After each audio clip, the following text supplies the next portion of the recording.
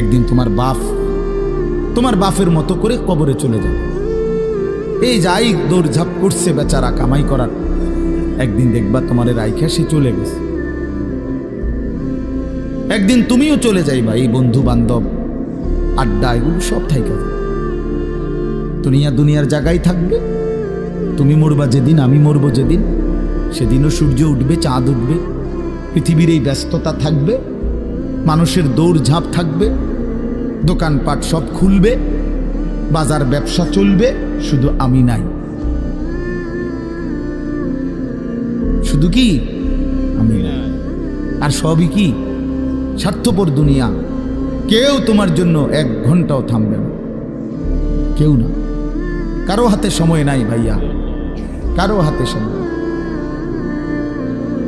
বহুতই বড় স্বার্থপর এক দুনিয়া এটা। এজন্য বুদ্ধিমান সে, নবীজি বলছে, আল কাইয়িসু মান দানা নাফসাহু ওয়া আমিলা লিমা বাদাল মাউত। বুদ্ধিমান তো সে যে নিজের হিসাব করে, নিজের হিসাব রাখে এবং মৃত্যু পরবর্তীর জন্য আমল করে।